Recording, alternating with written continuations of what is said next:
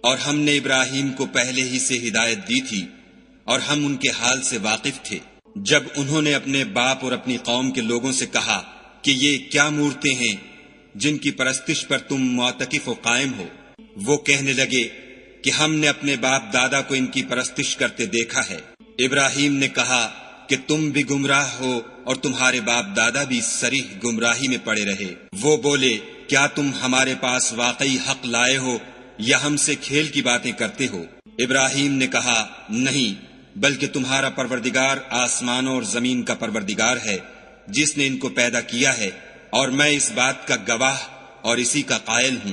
اور خدا کی قسم جب تم پیٹھ پھیر کر چلے جاؤ گے تو میں تمہارے بتوں سے ایک چال چلوں گا۔ پھر ان کو توڑ کر ریزہ ریزہ کر دیا، مگر ایک بڑے بت کو نہ توڑا تاکہ وہ اس کی طرف رجوع کریں۔